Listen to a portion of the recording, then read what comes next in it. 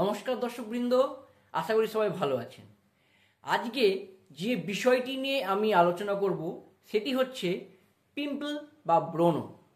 Actually এই pimple বা ব্রণ সমস্যাটা আমাদের খুব একটা বড় সমস্যা নয়, কিন্তু এই ব্রণ বা পিম্পল যদি আমাদের মুখে হয় বা শরীরে কোথাও হয়, বিশেষ করে মুখে যদি হয়, তাহলে কিন্তু দেখতে খুব খারাপ লাগে এবং এটা একটা সত্যিই সমস্যার কারণ। বিশেষ করে মহিলাদের ক্ষেত্রে, মহিলারা কিন্তু এই বিষয়ে খুব অ্যাওয়ার।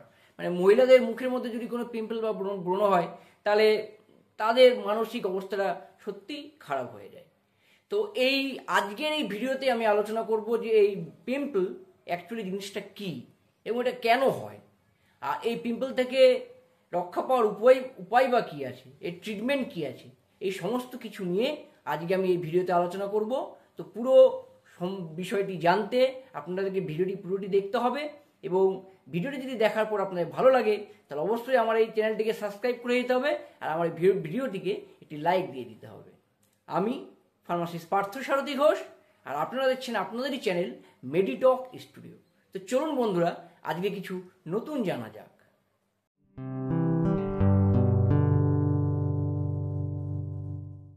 বন্ধুরা চলুন প্রথমে জেনে নেওয়া যাক যে এই পিম্পল কি বা এটি কেন হয়। অ্যাকচুয়ালি আমাদের এই স্কিনের মধ্যে অনেক ছোট ছোট কিন্তু পোর থাকে। পোর মানে হচ্ছে ছিদ্র। তো এই পোরগুলোর কাজ কি? এই পোরগুলো দিয়ে হাওয়া যাতায়াত করে, আমাদের স্কিনের মধ্যে হাওয়া ঢোকে, হাওয়া যাতায়াত করে, বা আমাদের স্কিনের ভিতর থেকে যে অয়েলি পার্টিকেলস আছে অয়েলগুলো বাইরে বেরোতে সাহায্য করে। এই এই কাজগুলো কিন্তু আমাদের এই পোরগুলোর সাহায্যে হয়। তো এইবার আমাদের যে অয়েল, যেটা বললাম, আমাদের অয়েল কি হয়, প্রত্যেকের বডি থেকে কিন্তু ন্যাচারালি কিন্তু অয়েল বের হয়।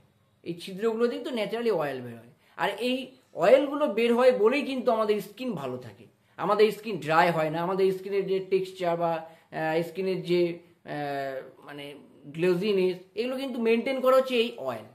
আর এই অয়েল বের হয় বলে স্কিন কিন্তু ড্রাই হয় না। কিন্তু কিছু কিছু ক্ষেত্রে দেখবেন, অনেকের ক্ষেত্রে দেখা যায় যে এই অয়েল কিন্তু প্রয়োজনের তুলনায় বেশি করে বের হয় স্কিনের মধ্যে। এইবার একটা কথা আপনারা চিন্তা করুন, যখন কোনো জায়গায় অয়েল বেশি করে বেরোবে, সেই অয়েল কিন্তু বাইরের ডাস্ট পার্টিকেল কিন্তু বেশি করে শোষণ করবে।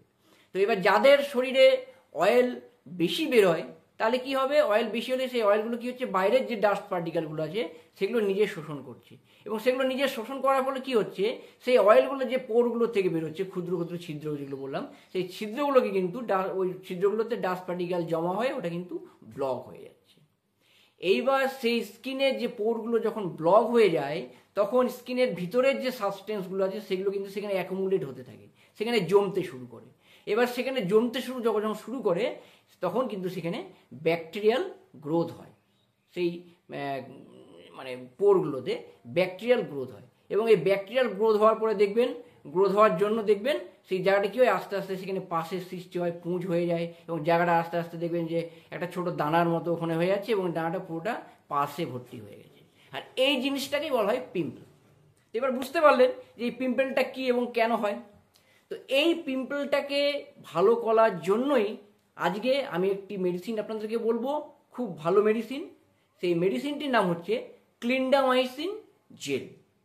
এটি একটি অ্যান্টিবায়োটিক মেডিসিন, আর এই মেডিসিনটি দেখবেন বাজারে অনেক ব্র্যান্ড নেমে আপনারা পেয়ে যাবেন, যেমন এরিটপ জেল বা ক্লেয়ার জেল, ক্লিনসিং জেল, তারপরে আপনার অ্যাকনেসল জেল, এরকম বিভিন্ন ব্র্যান্ড নেমে আপনারা কিন্তু এই ক্লিন্ডামাইসিন জেলটি মার্কেটে পেয়ে যাবেন।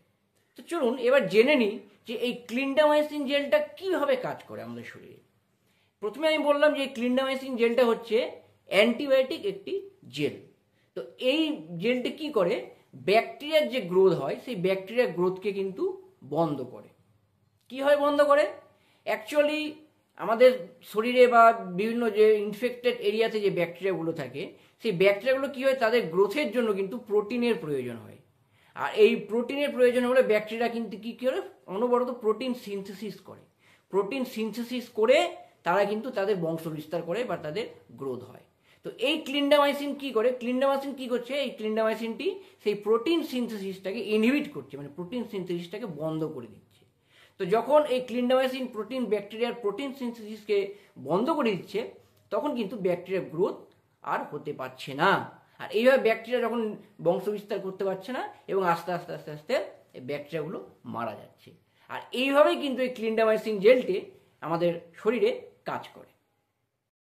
চলুন এবার জেনে নেওয়া যাক যে এই ক্লিন্ডামাইসিন জেলটা আমরা কিভাবে অ্যাপ্লাই করব।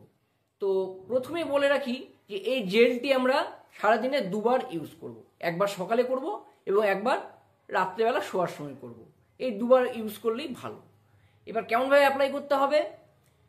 আমরা যখন এই জেলটি আমাদের শরীরে অ্যাপ্লাই করব তখন কিন্তু গোটা মুখে কিন্তু অ্যাপ্লাই একদম করব না। যে জায়গাটায় আমাদের পিম্পল হয়েছে শুধুমাত্র সেই এফেক্টেড এরিয়াতে, সেই পিম্পলের জায়গাটিতে আমরা কিন্তু ওটাকে অ্যাপ্লাই করব। এই সারা মুখে কসমেটিকের মতো মেখে নিলে কিন্তু হবে না। তো এইবার এই অ্যাপ্লাই করার আগে কয়েকটা সতর্কতা আমাদেরকে অবলম্বন করতে হবে। সেটি হচ্ছে যে আমাদের অ্যাপ্লাই করার আগে আমাদের হাতকে ভালো করে আগে ধুতে হবে। আমরা আগে ভালো করে সাবান দিয়ে হাতটা ধুবো, ধুয়ে হাতটা ড্রাই করার পর আমাদের যে ফেস মুখ যেটা আছে যেখানে আমরা জেলটা অ্যাপ্লাই করব সেই মুখটা ভালো করে আমরা ধুবো, সাবান দিয়ে নয়, ফেস ওয়াশ দিয়ে। ভালো করে ফেস ওয়াশ দিয়ে মুখটা ধুবো, ধুয়ে সেই মুখটা ড্রাই করতে হবে।